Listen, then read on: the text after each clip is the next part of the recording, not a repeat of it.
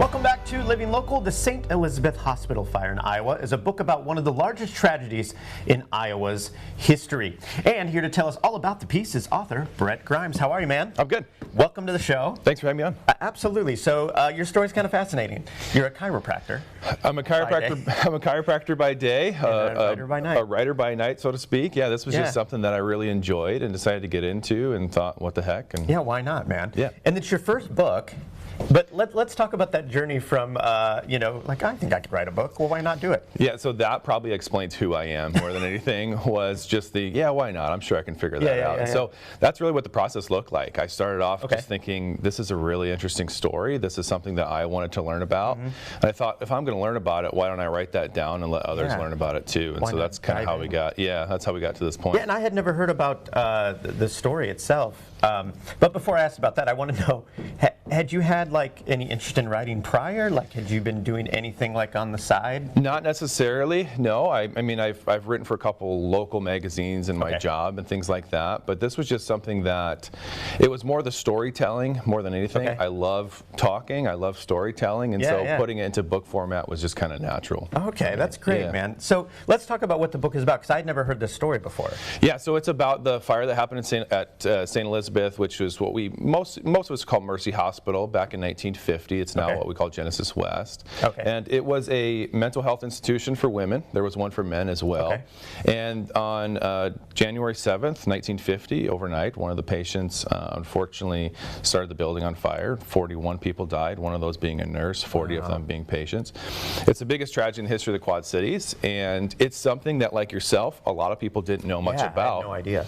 And so it's a story that I kind of call it the best kept secret in the Quad Cities, and it was something I thought more people should hear about. So. Yeah, so what, when did you first learn about this? Like, were you just on Google one day? Yeah, so just about. So my wife was a St. Ambrose nursing student, and their nursing facility for the school is there on Genesis West's campus.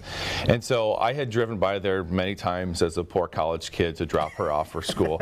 And I remember asking her one day, what is that little cemetery about? And she said, I think it's something about a fire that happened here many years ago.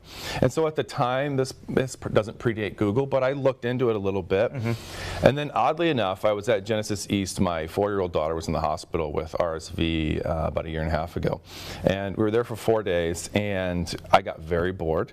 And so I started kind of wandering the halls, and I was down by the cafeteria, and they have this great history wall that tells the history of Genesis. Oh, okay, that's cool. And a part of that is there's a little blurb on the St. Elizabeth fire with a photo and a little bit of writing about it. And then there's a photo of the nurse that died as well. And so I stood there and read about it and thought, this is really interesting. This makes more sense.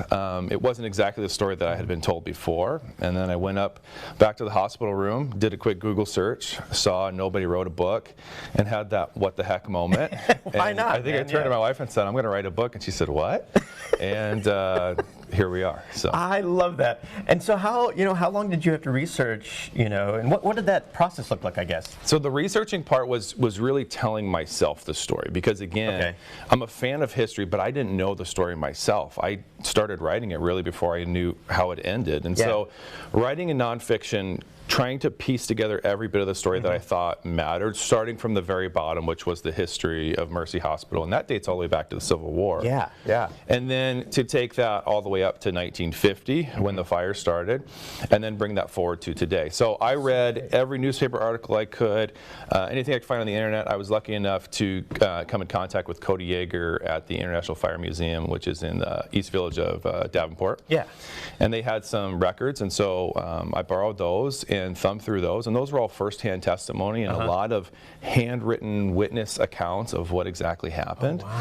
And then I went through the trial. There was a little bit of a trial there, and I went through, there's probably 1,000 pages worth of that total that I went through. And then I was lucky enough to be able to interview Roy Porter, who's 98 years old. That was my next question. I was wondering if you got to talk to anybody. Yeah, so there's one person alive who was there that day who was actively involved in the fire, and that was Roy Porter. He was part of the Second Alarmers, which was the volunteer fire association that they had in Davenport at the time.